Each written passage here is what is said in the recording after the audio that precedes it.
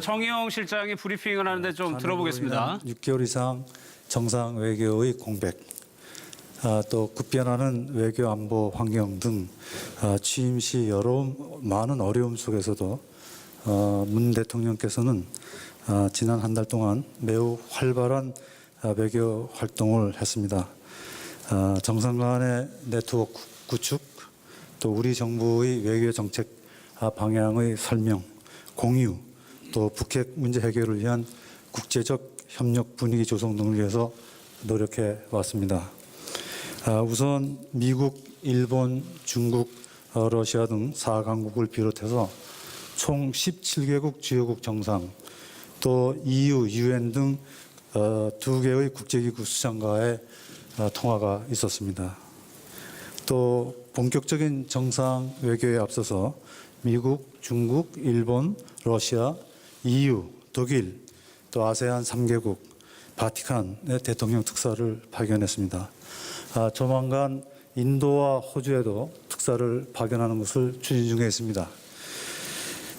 지금은 다가오는 6월 말 한미 정상회담의 성공적 개최를 위한 준비에 차질 없이 진행할 수 있도록 전념하고 있습니다.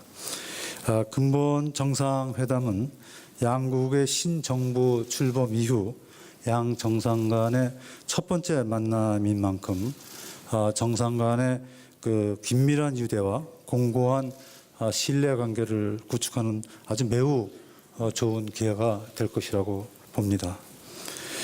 지난 6월 2일, 3일간 제가 워싱턴을 방문해서 백악관의 맥마스터 국가안보보좌관, 또 국무부 셰넌 차관과 만나 대통령 방미 관련 일정과 의제 등을 협의했는데 미측은 최고의 예우를 갖추어 우리 대통령을 맞이하겠다는 계획을 분명히 했습니다.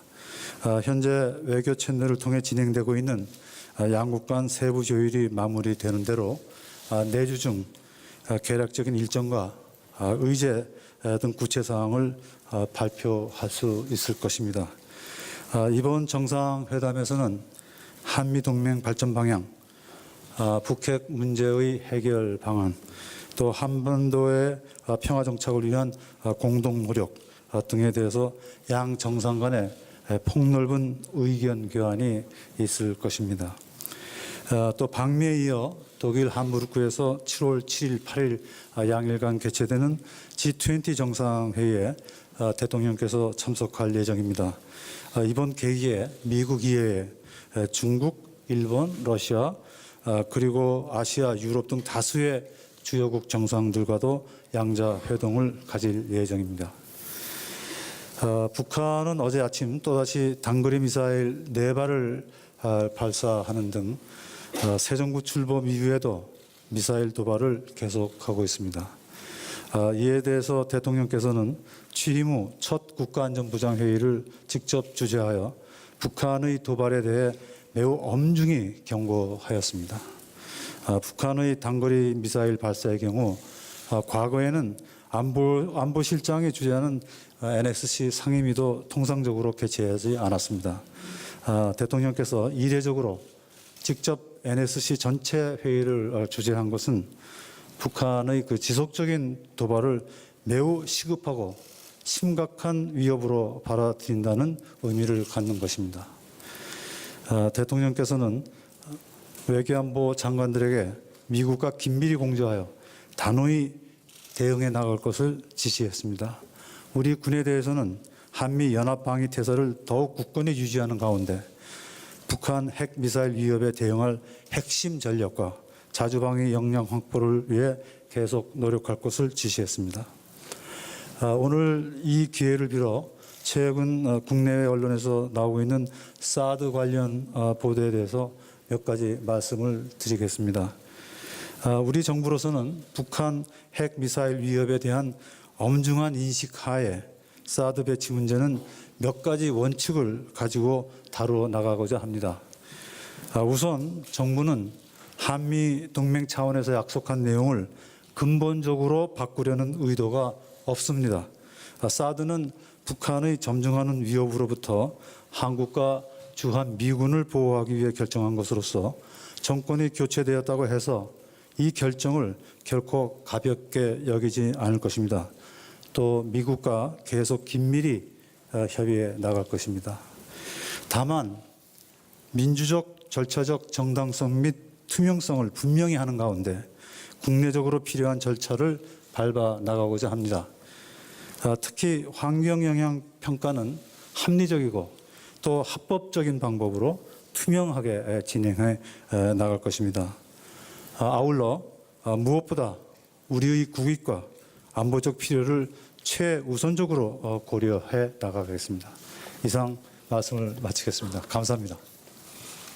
네, 정의용 안보실장의 브리핑을 들어봤습니다. 사드 문제는 한미 간의 약속을 어길 생각이 없다. 그리고 6월 말 방문해서요. 미국이 최고의 예우를 갖춰서 맞이하겠다는 내용이 핵심 내용이었습니다. 를 매우 시급하고 심각한 위협으로 받아들인다는 의미를 갖는 것입니다.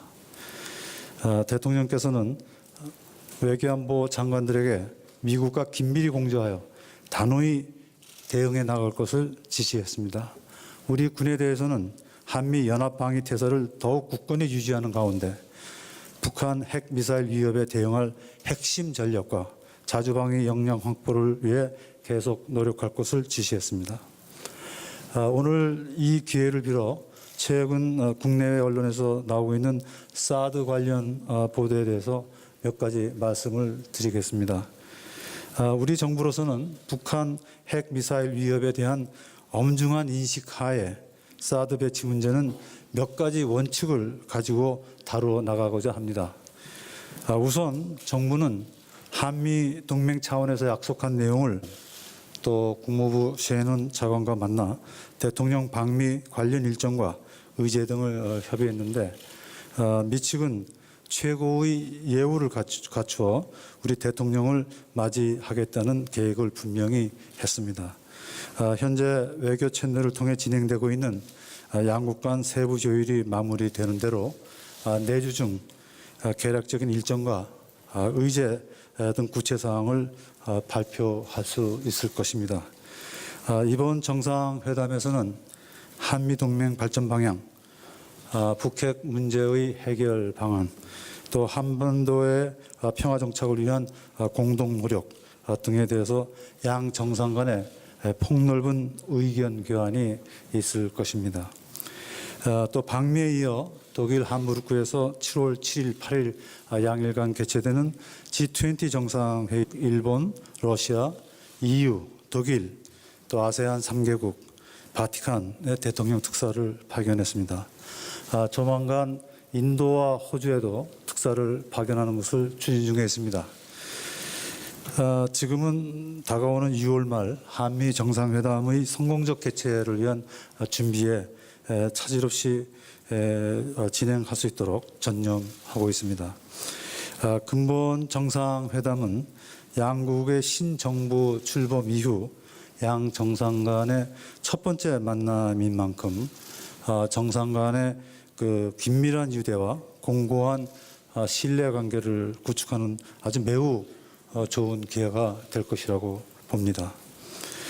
지난 6월 2일, 3일간 제가 워싱턴을 방문해서 백악관의 맥마스터 국가안보보좌관 그래서 정의용 실장이 브리핑을 하는데 좀 들어보겠습니다. 6개월 이상 정상 외교의 공백, 또 급변하는 외교 안보 환경 등 취임 시 많은 어려움 속에서도 문 대통령께서는 지난 한 달 동안 매우 활발한 외교 활동을 했습니다. 정상 간의 네트워크 구축, 또 우리 정부의 외교 정책 방향의 설명, 공유, 또 북핵 문제 해결을 위한 국제적 협력 분위기 조성 등을 위해서 노력해 왔습니다.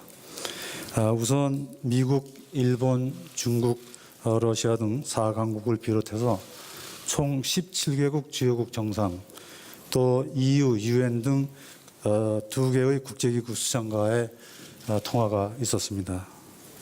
또 본격적인 정상 외교에 앞서서 미국, 중국에 대통령께서 참석할 예정입니다. 이번 계기에 미국 이외에 중국, 일본, 러시아, 그리고 아시아, 유럽 등 다수의 주요국 정상들과도 양자 회동을 가질 예정입니다. 북한은 어제 아침 또다시 단거리 미사일 4발을 발사하는 등 새 정부 출범 이후에도 미사일 도발을 계속하고 있습니다. 이에 대해서 대통령께서는 취임 후 첫 국가안전보장회의를 직접 주재하여 북한의 도발에 대해 매우 엄중히 경고하였습니다. 북한의 단거리 미사일 발사의 경우 과거에는 안보실장이 주재하는 NSC 상임위도 통상적으로 개최하지 않았습니다. 대통령께서 이례적으로 직접 NSC 전체 회의를 주재한 것은 북한의 그 지속적인